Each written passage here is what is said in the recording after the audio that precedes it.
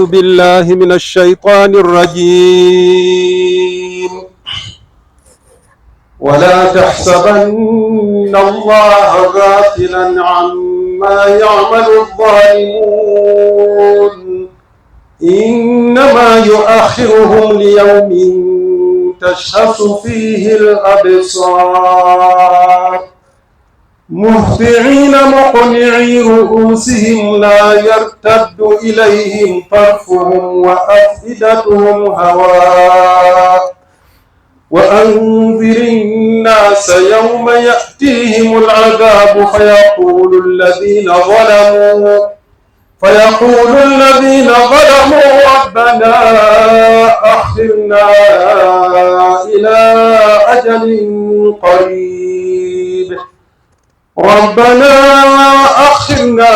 إلى أجل قريب نجب دعوتك ونتبع الرسل أولم تكونوا أقسمتم من قبل ما لكم من زوال وسكنتم في مساكن الذين ظلموا أنفسهم وتبين لكم كيف فعلنا بهم وضربنا لكم الأمثال وقد مكروا مكرهم وعند الله مكرهم وإن كان مكرهم لتزول منه الجبال.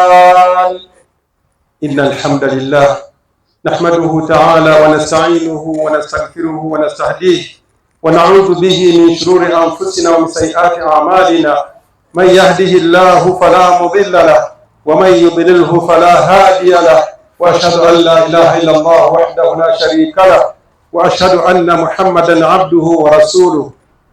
يا أيها الذين آمنوا اتقوا الله حق تقاته ولا تموتن إلا وأنتم مسلمون. يا أيها الناس اتقوا ربكم الذي خلقكم من نفس واحدة وخلق منها زوجها وبث منهما رجالا كثيرا ونساء واتقوا الله الذي تساءلون به والأرحام إن الله كان عليكم رقيبا. يا أيها الذين آمنوا اتقوا الله وقولوا قولا سديدا يصلح لكم أعمالكم ويغفر لكم ذنوبكم ومن يطع الله ورسوله فقد فاز فوزا عظيما.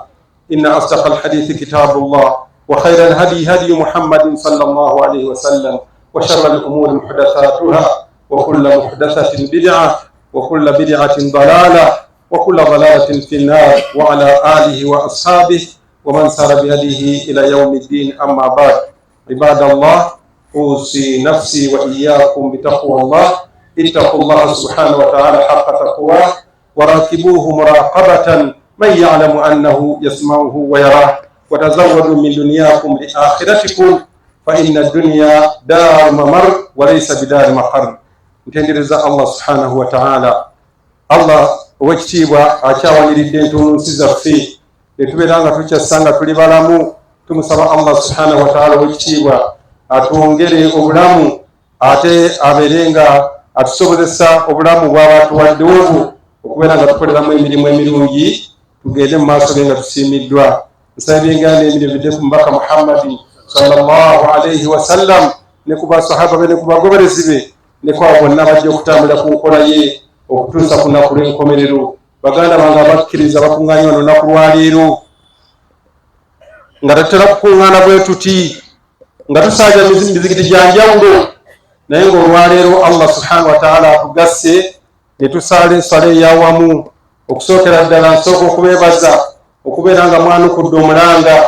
Egimu emizigiti ne mugisiba wadde nga bamu emizigiti miggule tebagiggadde, naye mbeebaza mmwe abazze okwanukula omulanga kubanga ensonga gye tuliko nsonga ya Busiraamu, si ya Seeka Basoga ali mu maaso gammwe, si ya gundi ali wano, wabula ya umma Muhammadiya, ya umma ya Nabi Muhammadi sallallahu alaihi wasallam. Yensonga lwaki nabayise mujje wano mutegeere ebigenda mu maaso mu ddiini yaffe ey'Obusiraamu naddala mu kibuga Jjinja muno mwe tuli. Baddu ba Allah ebitiibwa, nsomye aya mu Qur'ani nga nkulukusa n'amaziga mu surati Ibrahim. Allah subhanahu wa ta'ala atugambye nti wala tahsabanna Allaha ghafilan amma ya'malu adh-dhalimun, temulowoozanga mmwe abali ku nsi, temulowoozanga nti Allah subhanahu wa ta'ala mulagajjavu kwebyo ebiba bigenda mu maaso ku bulyazaamaanyi obukolebwa mu nsi. Allah si mulagajjavu aba bulaba abamanyi ekigenda mu maaso nti gundi alyazaamanyizza gundi ne gundi alyamanyiza gundi, eggwanga liryazaamanyizza eddala, omuntu alyamanyiza munne. Bulyazaamaanyi obwo Allah yasobola kututegeeza nti temusuubiranga nti Allah tabulaba, na buli yenna alyazaamanya munne akimanye nga nti Allah subhanahu wa ta'ala muzuukufu nnyo. Obulyazaamaanyi obwo abutegeera ate era abulikodinga, teri kimwekwekako mu nsi muno yadde ne mu ggulu. Ne bw'olyazaamanya ekiro, Allah ategeera ekiro ekyo mu nzikiza, mu matumbi budde amanya obulyazaamaanyi bwabaddewo ekiro, n'amanya obubeerawo emisana, n'amanya obulyazaamaanyi obubeerawo buli kiseera. Baddu ba Allah b'ebitiibwa, Allah subhanahu wa ta'ala n'atugamba nti innama yuakhiruhum liyawmin tashkhasu fihi al-absar. Allah abalindiriza ku nsi kuno abalyazaamaanyi, ne balowooza nti Allah tamanyi bulyazaamanya bwabwe, naye abalindiriza akaseera, ekiseera kijja kutuuka abeere nga abakwatako.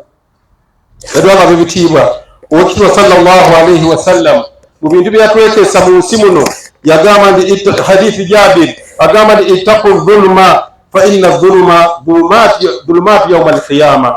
Bannange mbeekesa mmwe umma yange, mbeekesa nnyo ekigambo bulyazaamaanyi, mwewalenga okulyazaamanya kuno okwa buli nsambo, olw'okubanga obulyazaamaanyi obwo buli lw'olyazaamanya ku nsi kuno ogenda kubeera mu kizikiza ku nnaku lw'enkomerero. Tekuliimu bulungi, wabula ojja kuba otuuse ku buzibu ku nnaku lw'enkomerero.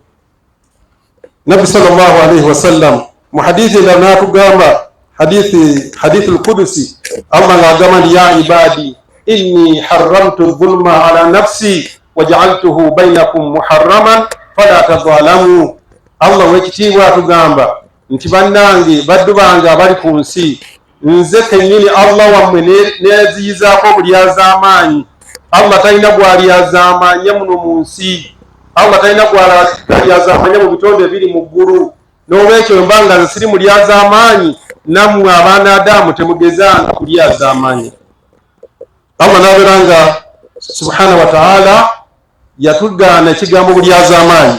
Mu hadithi endala, hadithi Aisha radiyallahu anha, Oweekitiibwa sallallahu alayhi wa sallam atugamba nti man dhalama qayda shibrin min al-ardi, omuntu yenna ku nsi kuno bw'ageza n'alyazaamanya akantu konna akatono ennyo bwe kati, katundu butundu ku ttaka, n'aliryazaamanya munne.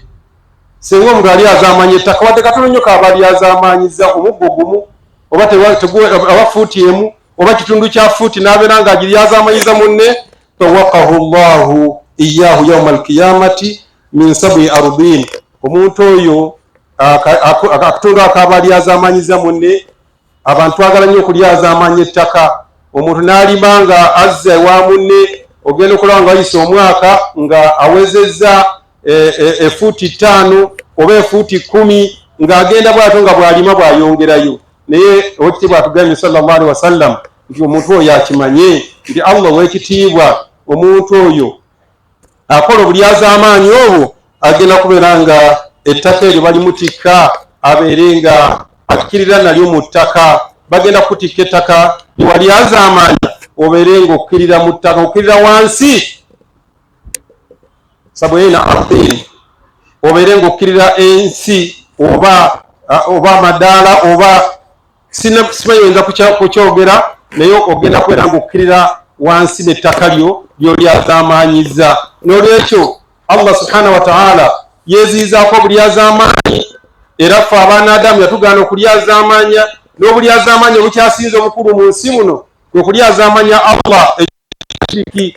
Bw'okola shiriki, inna shirika la dhulmun adhim, bw'obanga okoze shiriki, Allah oba okoze obulyazaamanya obunene ku Allah, togezaako kulyazaamanya Allah subhanahu wa ta'ala.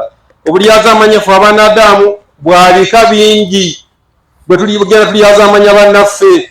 Baddu ba Allah b'ebitiibwa, mbayise olunaku lwa leero okubategeeza obulyazaamaanyi obuli mu kibuga Jinja kyenkulembera nga Seebaka Maziga Meerere Gennimu wamu n'abasiraamu abalala abakitegeera bangi tebakitegeera nti tuli mu bulyazaamaanyi bunene.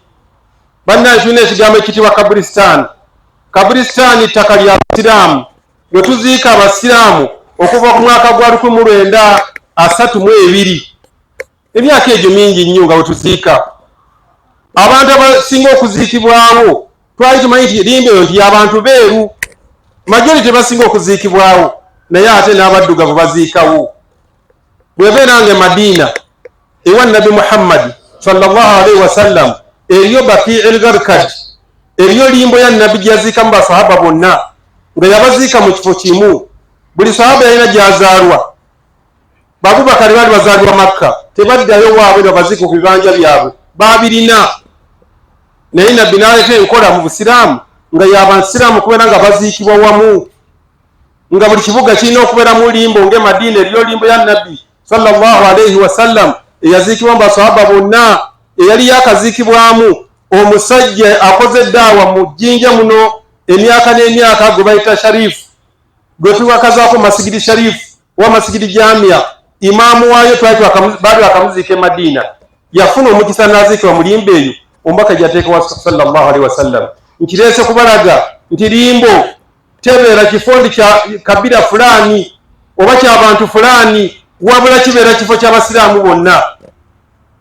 Era abantu b'egihe kye bajje bategere ennaku zino nti n'atali omusoga oba omuganda oba kabira enda tusobola omuziika mu Kaburisitaani eyali emanyiddwa nti y'abeeru, y'Abasomaali, y'Abakyotala, y'Abawarabu, yaffe ffenna.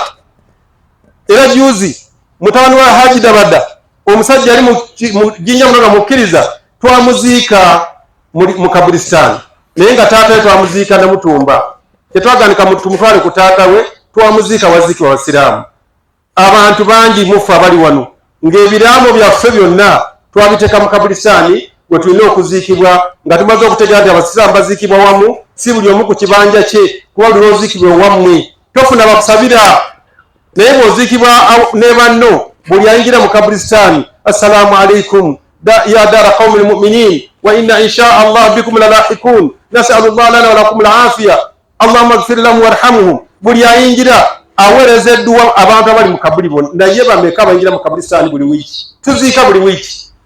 Ne kibeera nti ekifo ekyo bannange kya Busiraamu bwe kikwatibwako kiba batukutte ku musaayi gw'Abasiraamu bonna, tuba tukutte ku bantu bonna. Tetutegeeza nti ekyo ekifo kya Ssekabassoga oba kya musajja Mukyotala gundi oba kya Mukyotala gundi, wabula kifo kya Basiraamu bonna okuziikibwa wamu ne musabirwa bannammwe, nga buli ayingira akusabira. Osingako omuntu gwe baziise mu kyalo ewuwe n'abeera nga n'abaana bo bennyini bali Kampala, teri mwana akeera kukusabira kujja ku kabuliyo nga Nabbi yasabira nga baswahaba ng'agenda gye bali buli lunaku.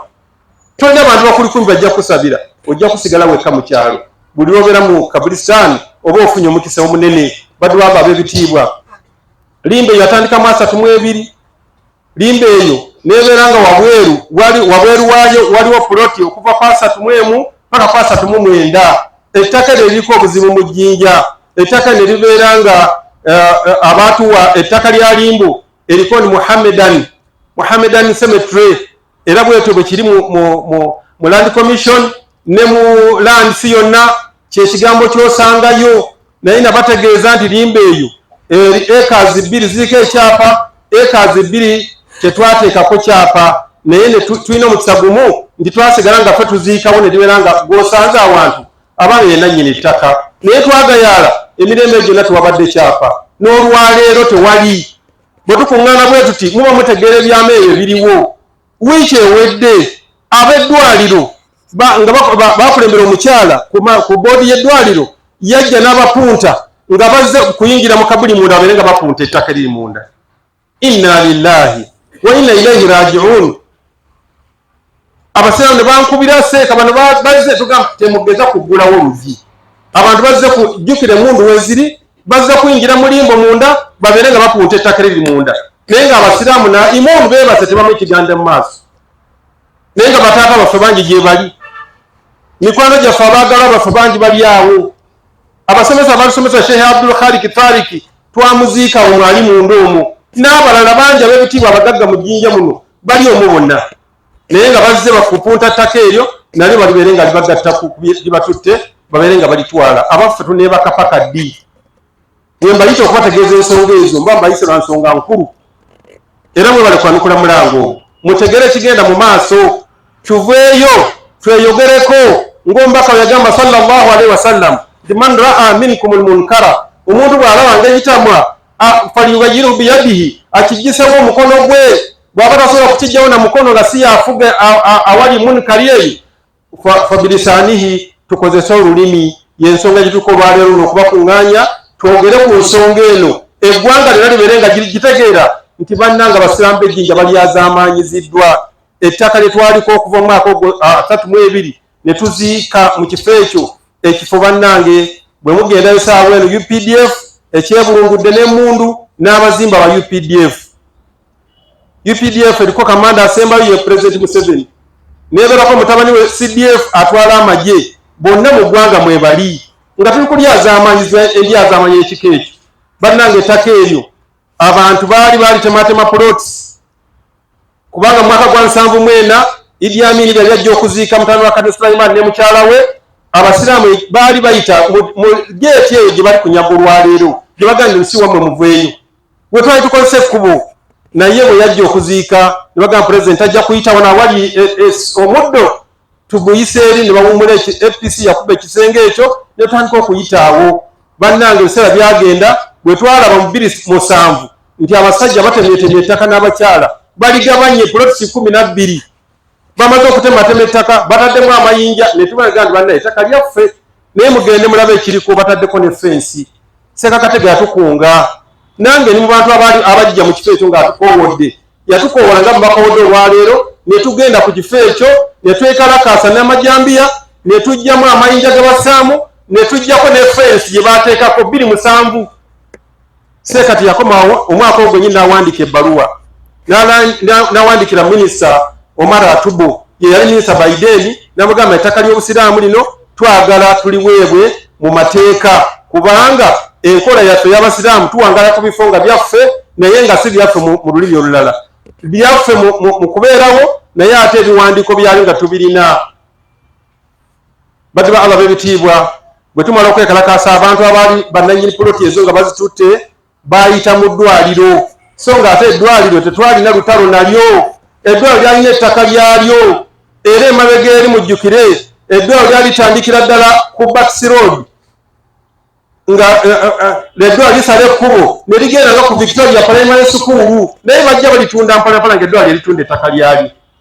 neryasembayo okutundibwa ye Bats Bar eya Moses Balyeku gye baamuguza eddwaliro lyamuguza ettaka eryo mwenna mujjinja mwaliwo era woodi mugimanye ey'abalalu baagitwala lwakuba nti amagye gazimbye endala y'abalalu munda naye ate wali ettaka baalitwala lyafuuka lyabalyeku nga eddwaliro limuguzizza ettaka eryo bwe baavuye ne bagamba bano bayita munda mu ddwaliro gandi kaakati tugambe ettaka lya ddwaliro tusobole okulwana kuba ekyo ekigambo kyekitunda ne babeera nga baakyusa olutalo ne lufuuka lwa ddwaliro ate verses basiraamu naye nga wallahi tekyaliwo kuba n'abeddwaliro baali beneficiaries ku ttaka eryo nga batutteko puloti abakulu abaali balikulira Biden naye bannanga olutalo lwakyuka tugenze mu Land Commission tusabye ettaka Land Commission isituse ezze ku ttaka ne babeera nga ettaka baddayo ne batuwa minati eyasigningibwa Idude Paulo Idude mututeeni ne babeera nga ettaka balituwadde awo ne babeerawo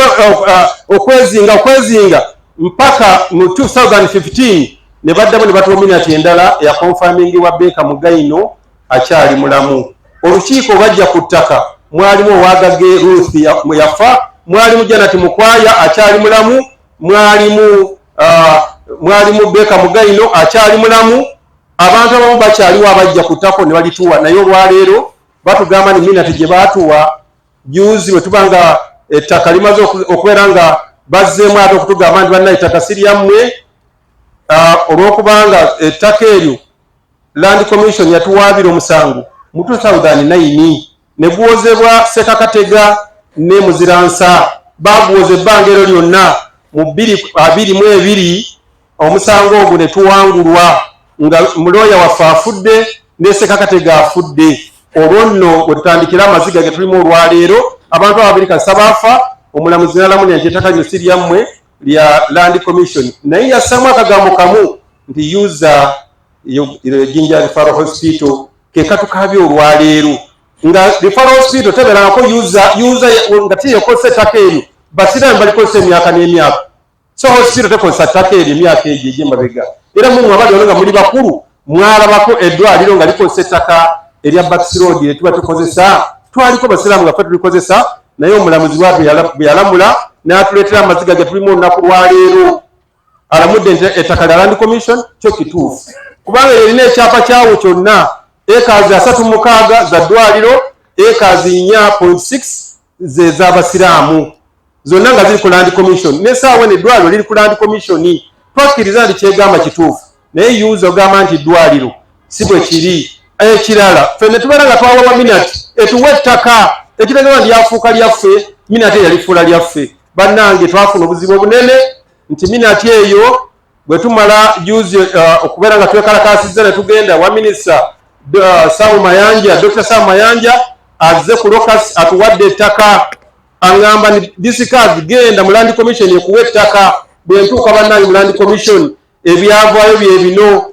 baŋŋamba ettaka yo si liryo, ettaka yo lya ddwaliro lya Land Commission naye abalikozesa baddwaliro. Kyekigambo kye baayogera ne bagamba nti n'olwekyo tujja kuwa kyapa.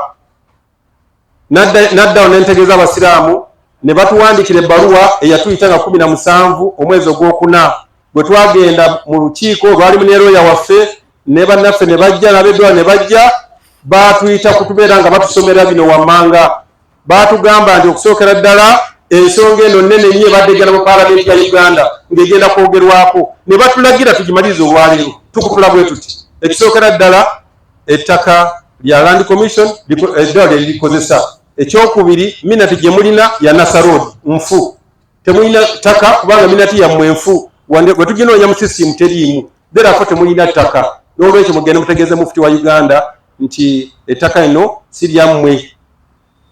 Ebigambo ebyo byali bizibu nnyo, ebigambo ne babiwandiika nga bwe bityo, era ne bagamba nti wabula tugenda kubeera nga tubawe ettaka, tubawe parking era easement the cemetery mugenda okuyita mugenda okuziika, tubawe ne parking abasiraamu mugenda okuziika insha Allah. Tujja bawa acres 2 oba tubaweeko acre emu, naye mulina okubeera nga muwandiika nti tubawe ettaka eryo nga Land Commission. Erina ekyapa tugisabe, gye twasaba negandi Minati nfu tuddemu tugisabe. Bannange naddamu n'enkuŋŋaanya abantu abasiraamu wano wenyini ku kitebe n'entegeeza abasiraamu nti bannange ettaka batugambe bwe bati, bagambe si lyaffe. Era Biden we twagendera nga abasiraamu balina obuzibu, nafuna wano abalwadde 5 balamba be baagaana okujjanjaba mu ddwaliro baleka abalala ne bafa nga eddwaliro ligaana okubajjanjaba olw'okuba waliwo olutalo wakati waalyo n'obusiraamu. So nga baganda bange olutalo wakati waffe luli ku Land Commission versus Uganda Muslim Council. Tetuwozangako na ddwaliro musango. Era mwawula juze bagamba abeddwaliro bagamba tubanja abasiraamu milioni 14,000 twabasinga omusango naye tugenda kufayiringa ng'eddwaliro lyogera. So nga ate omusango wallahi tetuwozangako na ddwaliro, twawoza na Uganda Land Commission so si ddwaliro. Mu resolution ze twakola mu meeting eyo mwalimu okugamba nti abasawo oba baddokita balina okujjanjaba abasiraamu fule, tebabateekako kazito kugaana kubajjanjaba. Kyali mu resolution ezaava mu lukiiko olwo. Ne batugamba mugende muwandiike. Bwe naddawo ne mbuuza abasiraamu bangamba togeza kuwandiika, naye bwe nagenda waggulu ne neebuuza ku bakulembeze abasembayo nga tetulina kyesigazza okujjawo ggereyo omukulembeze w'eggwanga abeere nga tumusaba abeere nga atuwa ettaka lyaffe alituwe kuba buli az'amaanyi bwennyini obuliwo wakati awo ffe tulibaddeko. Mufti wa Uganda n'aŋŋamba kye tulina okukola bwe babanga ddala bakkiriza okutuwa ettaka nga bagenda kutuwa acres 2 tukkirize tubasabe ettaka. Kati Land Commission yalina ekyapa tuwandike ebbaluwa tusabe. Bannange mpandika ebbaluwa ennaku z'omwezi nga 6 omwezi ogwokutaano n'engitwalayo e Kampala, naye okuva olwo naguno gujwa wallahi tetufunangayo ejjaaba oba ansa. Buli lwengendayo nti tujja we are coming, tofaayo ettaka tugenda bbawa. Ne tugumiikiriza n'enkuba amasimu n'engendayo emirundi n'emirundi. Bannange ettaka twasigala nga tebalituwadde paka nesanga ate batugambye mugende muwandike tubawe ettaka. Minisita mwennyini yatuwa ettaka, yaddamu n'awandika ebbaluwa ey'okubiri n'agamba nti win-win situation, abasiraamu bawe acres 2, eddwaliro litusigaze acres 2, wadde nga bali azaamanyiziddwa naye mubawe ettaka. Bannange paka n'olwaleero Land Commission tetuwanga ttaka. Kakati ekiriwo saawe tuba tukyali awo tukyegayira Land Commission, twalaba kumenya UPDF nga emenya ekisaakaati kyaffe. UPDF tetandika okumenya ekisaakaati ne twakubirira enduulu. Bannanga bakulembeze bonna betugenzeemu tewali yatuyamba. Babalaba mu kiseera ekyokukyusa RCC babadisi bali kubakyusa bano babajje mu ofiisi ate bebataddewo tebanayingira ofiisi. Kati nga tolinda gy'oddukira bw'okubira omukadde aganze banzigyeko, bw'okubira omupya agamba nsinawo kuyingira mu ofiisi. Tetutayambibwa, ekisaakaati ne kimenyebwa paka saawa eno twogerera wano. Okuzimba UPDF egenda mu maaso n'okuzimba mu kifo ky'obusiraamu. UPDF nkubira RPC, mukubira essimu, muganda wange batumenya, tukoze tutya? Nangamba kubira akulira amagye mu Gaddafi, nenkubira wa Gaddafi nangamba ngenda kikolako, nenkubira Mufti nga ndaba kigenda mu maaso, Mufti of Uganda n'abeeranga saawe yakubira akulira engineering brigade ezimba, n'amugamba ensonga ewedde. Era baalinga abavudde olunaku Mufti yakuba essimu baavaawo enkeera ne bakomawo ninga Mufti munnanga ate bazimba. N'agamba kanziremu nkuba essimu paka n'olwaleero okuzimba ne kugenda mu maaso nga bazimba ku kisaakaati kyaffe kwennyini nga tebalese wadde inchi emu wabula batadde ekisaakaati ku kisaakaati ate kiriba kimenye. Ne tubeera nga bannange abakulembeze tebatuyambye, twekubiridde enduulu. Omukulembeze omu yekka eyakavaayo n'ebbaluwa bamuyita Madam Fiona batawandikira President ne tumunnyonnyola ebbaluwa lyagenda yali agenze eggulu nga twekubira enduulu bayimirize okuzimba okwo, naye olwokuba President yaliyo eyali mu ofiisi Madam Fiona era tumwebaza yeyeke yawandika ebbaluwa eyimiriza. Ebbaluwa n'engituusa mu maaso ga RCC ne mugamba waayo ebbaluwa yimiriza okuva mu ofiisi ya President yimiriza ekigenda mu maaso. N'angamba nti ebbaluwa eno wadde nga weeri naye judgment eno weeri, judgment y'amaanyi okusinga ebbaluwa evudde mu ofiisi ya President, therefore nze sijja kuyimiriza. N'abeera nga teyatuyamba paka olunaku lwaleero ne tukaaba amaziga paka saawa eno. Ekiriwo okuzimba kweyongera kugenda bugenzi mu maaso. UPDF nga yezimba emundu 8 tosobola kuyitayo. Baganda bange buli az'amaanyi obwo bw'amaanyi. Ettaka lye twalwanirira ne tugoba abantu abaali balibbye eddwaliro nga teryataasa, ffe ne tutaasa ne tubukeesa nga olwayo bagamba ne muviiremu awo abasiraamu tebalina ttaka. Obwenkanya obugaanyi Land Commission egaanye okutuwa ettaka lyaffe. Therefore bannange mbayise tubeere wamu. Bannange tubirongenge tuli wansi wa President Museveni, tumuwanjagira abeere ng'ayingira mu nsonga eno, kubanga President Museveni yalambulako Kabulistaani.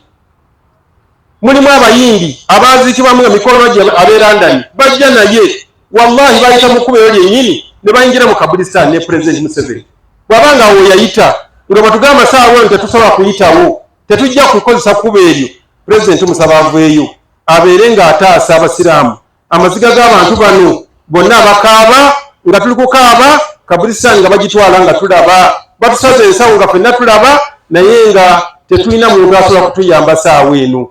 Tusaba obuyambi obwo President abeere ng'atutaasa. Aqulu qawli hadha wa astaghfirullaha al-azim li wa lakum wa lisaa'iril muslimina min kulli dhanbi والتاج من الذنب كمن لا ذنب له فاستغفروه انه هو الغفور الرحيم وهو البر الكريم. الحمد لله الذي هدانا لهذا وما كنا لنهتدي لولا ان هدانا الله، واشهد ان لا اله الا الله وحده لا شريك له، واشهد ان محمدا عبده ورسوله وصلوات الله وسلامه عليه وعلى اله واصحابه اجمعين. اما بعد. Badba Allah bebitibwa abakuŋŋaanya olunaku lwaleero. Ensonga tukuŋŋaanyiza wano yakubeera nga twogera ku bulyaz'amaanyi. Kutuba ebadde yakulyaz'amaanyi ndi kubi, Allah yakuziyiza. Naye bannange obusiraamu tuli mu buzibu saawa eno mutamanyi. Kabulistaani tabbu yiyo bagitwala. Era bafuububidde okubeera nga mu ebbanga bwe tunamalirako omwezi guno nga tetulina we tusobola kuyita. naye balinga batusindika nti tubeerenga tupaakinga mu luguudo, tuzibe oluguudo lwa Clive Road nga tugenda okuziika. Lwanga kye baagala kye tujja okukola ng'abasiraamu nga tugenda okuziika nga tubulookinga nga abantu bakozesa oluguudo olulala olwa police barracks okugenda e Kampala. Tupaakinge mu kkubo okulaga nti bannaye tuli basiimu kukigenda mu maaso. Land Commission nkyagikubira amasimu naye terina kye yanukula ekyagamba nti weyakami ekyewuunyisa. Olunaku lwa bbalaza twakuŋŋaana abasiraamu wano nga Land Commission yejja. Bwe yajja yagenda mu ddwaliro neetuula egamba mujje eno ne tugamba naye twagala tutuule WRCC tumalize ensonga zino. Bwe tuva WRCC tugende ku ttaka mutuwe nti wetuyita wano n'eddwaliro liyita wano. RCC bwe yava yaŋŋamba nti bannange abasajja tebazze. Abasajja mbakubira nga wayita olunaku banga nti Sheikh Basoga we came yesterday but you refused to respond.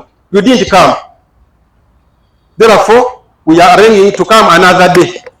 Ebigambo bangamba nti twazze mu ddwaliro ne mugaana naye ate tugenda kujja olunaku olulala. Ekigambo ekyamalamu amaanyi nga banga nti bazze ate tebazze ate tugenda kujja. Ebigambo ebyo byonna baganda bange byongera kumalamu basiraamu maanyi. Naye bannanga abasiraamu naffe tuli part and partial ku ggwanga lino. Naffe tuli part and partial ku ggwanga lye tulimu. Tetuli bagwira. Tuwangala tutya ng'omwana omujja na nnyina nga talina bunyiza waka. Ku byaffe ne tubeera nga batukola ebitakoleka wallahi. Akaana n'akatono weekati bassebo ne bannyabo ettaka ly'e Bugembe ng'ovuddeyo Kabulistaani lyateekebwako ekyapa ng'ekyapa kiriko kya Uganda Muslim Supreme Council. Naye Angela mukyala n'omulenzi omulala gwe nerabidde erinnya Igaga baateekako ekyapa nga Igaga ye permanent secretary wa Moses Balyeko ne basaako ekyapa nga bagase Standard Gauge Railway ne balemerako paka saawa eno. Abalandisi balema okusazaamu ekyapa ekyo paka saawa eno kikyaliko. Era sente bazaagala baagala bafune sente eza railway ate nga sente empitirivu more than 1 billion. Sente baateeka ekyapa bagamba no waffe kuva ddi nga tufenna bwe twasomera mufiti wa Uganda bwe yasomera. Bannange ebigambo ebyo bwe bulumi bwe nnina olwaleero okubayita. Bugembe tulema ekyo okubeera nga ekyapa ekyo tugamba President Museveni kisazibwemu. Lwaki kibeera ku ttaka eri paka olwaleero mukyanga twekubirira nduulu nenga ndabagamba olunaku lwe twakuŋŋaana nti kugenda ku ttaka mufiti aŋŋambye tugende ku ttaka tuyite abasiraamu era tugende ku ttaka ly'e Bugembe. Abantu abatulage baafuuka ddi ab'e Bugembe ku ttaka eryo tubaddeko emyaka n'emyaka. Naye wallahi busiraamu tuli mu bulumi ekyapa kiremeddeko. Tugenda mu kooti tugenda tutya mu kooti nga kyakulagira bulagizi. President asobola okulagira nti kiveeko ne kivaako mu lunaku lumu. Tekisobola kumala nnaku bbiri nga tekinnasazibwamu. Naye ekyapa kya 83 kino kipya babadde bakagiteekako. Naye batadde ekyapa ku kyapa. Y'ensi gye tulimu ng'abasiraamu twagala obwenkanya naye nga tebuliiwo. Inna lillahi wa inna ilaihi raji'un. N'olwekyo abasiraamu mbategeeza nti tetujja kusirika. Twogere amaanyi gye tulina saawa wano gakwogera ensonga tugyogerere. Njagala yogerereko emirundi 5 mu mizigiti gyonna egiri mu Jinja nga buli imaamu asituka bw'atoola salaamu ajjukiza abantu Kabulistaani. Ensonga ejja kutuuka mu nsi yonna ng'abantu bakiwulira nti buli imaamu asituka ku Habibu, asituka ku Umaru, asituka ku Huda ayogera ku Kabulistaani. Sinakindi tusome ku Nuutu ekinaalema President Museveni President yamutonda gyali ye Allah subhanahu wa ta'ala. Ekiba kiremye omukulembeze w'eggwanga Allah gyali ajja kulwana olutalo. N'olwekyo President tumusaba ekinaaba kimulemye ku Nuutu zijja kukola. Tusabe ku Nuutu bannange edduwa ezo zikola Allah ajja tumalira tumwesigamireko. Ebisigadde tujja kusobola bwe naaba tusinziza amaanyi ne President atufuddeeko tujja kubeera nga twesigamira ku Allah subhanahu wa ta'ala. Tusome ku Nuutu eza buli lunaku twogere ku nsonga buli wakutaano buli khatibu ajogereko buli muzigiti gwonna paka tunalaba makhraja. Bwe tunaabeera nga tufunye obwenkanya tujja kubeera nga tusirika nga nabbi bwe yasabira ba Usayya abaali abajje mu Busiraamu. Nabbi yabasabira edduwa paka Allah liyabatuusaako ebibonerezo nabbi n'alyoka alekera okubeera nga abasabira. N'olwekyo ebyo ebigambo byensobodde okubategeeza olunaku lwaleero nti tuli basiimu n'akatono tulyazaamaanyiziddwa wano wenyini ettaka ko tuli nabagamba ebiriwo abayindi omuyindi yajja mbu bali pozesinga ttaka mu mwezi ogw'omusanvu era ne bawandiikira n'abakooba nti ettaka lino bali pozesinga naye nga bakadayitinga ebiwandiiko mbu lifunikeko banyiniryo naye nga abantu 5 baagala kutwala ekintu ekyammwe mwenna abali wano oba bonna buli az'amaanyi ekintu ky'abasiraamu kya community enamba abataano mugamba nti kino ekintu kyaffe bannange byonna ebigenda mu maaso buli az'amaanyi n'olwekyo obusiraamu tebutegekedde mu kabulisitaani tebuli bulungi wano wemuli tebuli bulungi ebugembe tunaaga tutya emmere ne tusirika wallahi bino ebigenda mu maaso wasalli wasallim ala sayyidi lmursaliin wa imaami lmuttaqin faqad amarakum allah subhanahu wa ta'ala fi kitabi al-aziz haythu yaqul inna allaha wa malaikatahu yusalluna ala an-nabi ya ayyuha alladhina amanu sallu alayhi wa sallimu tasliman